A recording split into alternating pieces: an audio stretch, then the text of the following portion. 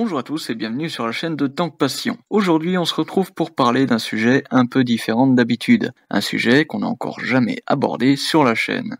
Que seront les chars de demain et à quoi ressembleront-ils?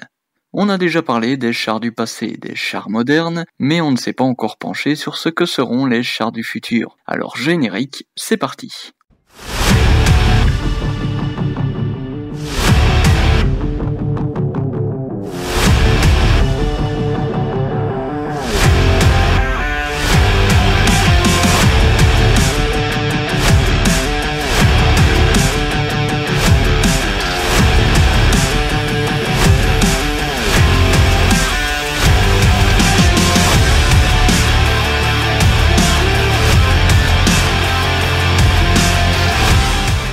Pour débuter, on va commencer par le commencement. On va étudier les dernières évolutions. En termes de char principal de combat, à l'international, on a déjà du très lourd. Par exemple, le char russe T-14 Armata qui possède un système de protection contre les munitions du genre missile anti-char, nommé APS pour Active Protection System. C'est un système de protection active qui fonctionne à 360 degrés et qui, lorsqu'un projectile entre dans le périmètre de défense, va lancer un genre d'explosif en direction de la munition et va la faire exploser en vol avant même qu'elle ne touche le char. Le système a été repris chez d'autres nations comme le Abrams Trophy chez les US, le Merkava pour Israël et toute une flopée de véhicules modernes, donc bon, apparemment ça fait le café. Du côté des Anglais, on a le blindage réactif électrique. Ça me paraît un peu moins complexe et un peu plus infaillible que le système russe, mais je serais pas trop à l'aise dans une boîte en acier électrifiée de partout. Car là, c'est pas du petit 12 volts, Imaginez que le truc peut briser un obus-flèche, donc bon, c'est un peu violent, quoi. Suffit de toucher une pièce en métal et hop, tu finis en merguez bien cuite. Bon, je rigole, mais je suppose que le truc est quand même un peu plus abouti que ça. Bref. Le système fonctionne comme suit. Il y a 3 plaques, une plaque électrifiée positive, une plaque électrifiée négative, et ensuite la couche de blindage. Lorsque la flèche a pénétré la première couche, dès qu'elle touche la deuxième, la flèche fait alors effet conducteur et boum, elle explose. Du moins si le char ne fait pas boum avec, car d'accord c'est moins complexe que le système russe, mais ça m'a pas l'air plus safe pour autant. Aux dernières nouvelles, ce système est encore au stade de développement. C'est bien pensé dans la théorie, mais dans la pratique ça fait un peu flipper quand même. Il y a encore plein d'autres améliorations à n'en pas finir, mais je vous ai juste donné 2 exemples en introduction. Mais la question que beaucoup de monde se pose, c'est à quoi ressembleront les chars de demain? Alors je ne suis pas devin ni voyant, mais on peut se poser une théorie en se basant sur le cours de l'évolution des blindés, l'optique dans laquelle on a fait évoluer les derniers blindés modernes. Pour cela, il faut aussi prendre en compte certaines choses.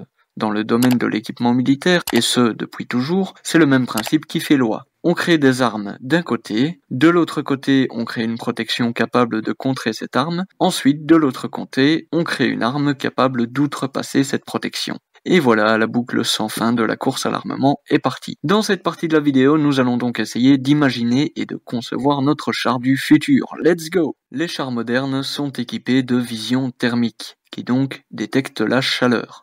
Pour contrer cela, il faudrait donc faire en sorte que le blindé ne dégage aucune chaleur, ou en tout cas le moins possible. Donc on oublie déjà tout ce qui est moteur conventionnel et on partirait possiblement vers une motorisation du genre électrique. Pas de pot d'échappement, donc une réduction considérable de l'émission de chaleur. Les chars modernes sont également équipés pour la plupart de la vision dite nocturne ou infrarouge. Pour contrer cela, en revanche, je ne vois aucune solution miracle à part le bon vieux camouflage à l'ancienne, histoire de dissimuler le char du mieux possible. Sur certains chars très avancés qui étaient encore à l'état de projet quand j'en ai entendu parler, et dont je n'ai plus aucune nouvelle aujourd'hui, était équipé un système de capteur acoustique. Si j'ai bien bossé mon cours, c'est simplement un système qui va capter le son ambiant à 360 degrés et va le retranscrire en un signal électrique. Certains signaux sonores sont enregistrés dans le système, ceux qui sont proches d'un clic Ticcioni ou d'un bruit de moteur par exemple. Ce système est censé contrer les faiblesses de la vision thermique, qui ne peut pas détecter un ennemi qui serait dissimulé derrière un obstacle du genre talus ou autre. Bref, dans la finalité, je ne pense pas que le projet ait été retenu, et ce pour diverses raisons. La première, la plus évidente, est la réverbération du son. Le son peut ricocher sur des obstacles et donc donner une fausse information ou au mieux une position très inexacte, très incertaine de la cible. Le second point, c'est la capacité et la performance de ce système en termes de précision. Je pense qu'il est difficilement possible de déterminer de façon précise la distance de la cible avec ce système. Donc au final, en soi, c'est un système qui je trouve offre des performances très limitées, pour ne pas dire archaïques. Du côté de l'armement, pour accroître la puissance de feu de notre char du futur, j'aurais bien imaginé une version optimisée du Raygun. Pour ceux qui ne savent pas ce que c'est, il s'agit d'un canon à impulsion électromagnétique, développé par les Américains si je dis pas de conneries, capable d'envoyer une munition semblable à un obus flèche à, tenez-vous bien, Mach 7, c'est-à-dire 7 fois la vitesse du son. Si vraiment vous souhaitez en savoir plus, j'essayerai de vous trouver et de vous mettre en description une vidéo qui explique bien son fonctionnement. Bref, les navires de guerre sont capables d'accueillir un Raygun, mais pas un char. Enfin, ils pourraient accueillir la tourelle et le canon, mais pas les batteries nécessaires qui prennent actuellement la place de 2 semi-remorques. Il est peut-être possible de diminuer la taille des batteries sans trop affecter la puissance de feu, avec un système de démultiplication de la puissance ou quelque chose du genre, peut-être, j'en sais rien. Au mieux, le Raygun pourrait être monté sur des chasseurs de chars qui traîneraient les batteries derrière eux sur une remorque, par exemple. C'est pas ce qu'il y a de plus pratique, mais bon, c'est juste une idée. Et enfin, en termes de protection, je pense que le système électrique des Anglais n'est pas à bannir. Il pourrait être capable de détruire des projectiles de diamètre modéré. Il peut théoriquement détruire un obus flèche, alors pourquoi pas un obus AP?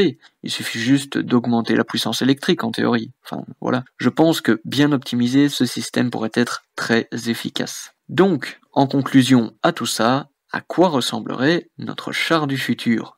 Eh bien, peu importe la façon dont on l'imagine au final. Peut-être qu'entre-temps, d'autres technologies auront vu le jour et changeront la donne, ou peut-être que les chars vont disparaître. Oui, remémorez-vous ce qu'on a évoqué tout à l'heure, la chaîne sans fin, la course à l'armement. L'équipement militaire avance tellement vite qu'à un moment donné, nous ne pourrons plus repousser les limites établies. La preuve en est, on a vu disparaître les chars lourds car les moteurs ne pouvaient plus supporter davantage de poids, et les nouvelles munitions passaient le blindage d'acier comme du beurre. Aujourd'hui, les chars moyens hyper technologiques sont parfois jugés trop coûteux ou trop complexes à l'entretien. On commence donc à revenir sur des chars un peu plus petits, plus discrets et plus mobiles, pouvant passer dans des endroits où un MBT conventionnel ne passerait pas, comme on l'a vu par exemple dans un des hors-série avec le Themis par exemple. Peut-être qu'au final, les chars seront délaissés au profit d'armes plus dévastatrices et plus efficaces. Il n'y a plus vraiment d'innovation pour les chars de combat. Oui, des petites améliorations par-ci par-là, mais pas d'innovation pure et dure. Le monde se tourne désormais vers tout ce qui est plus violent, exemple les missiles hypersoniques, des armes qui sont plus radicales que le char conventionnel. Dites-moi ce que vous en pensez en commentaire, ça m'intéresserait d'avoir votre avis sur la chose, car j'avoue que pour moi l'avenir des blindés est un peu flou, j'ai l'impression. Je suis très curieux de voir ce que vous avez à dire sur le sujet. Peut-être que certains auront des théories beaucoup plus précises ou même plus logiques certainement. Sur ce, on se retrouve juste après la vidéo dans l'espace commentaire. J'essayerai d'être le plus disponible possible pour répondre à vos commentaires pour qu'on puisse en débattre tous ensemble. Voilà, alors sur ce, merci d'avoir regardé la vidéo jusqu'au bout. Si elle vous a plu, n'hésitez pas à charger un obus à pouce bleu et ouvrez le feu. Si vous venez d'arriver sur la chaîne et que l'univers des chars vous intéresse ou que vous êtes un passionné, n'hésitez pas à nous rejoindre en vous abonnant et en activant la petite cloche. On se retrouve très vite, salutations les tonkistes!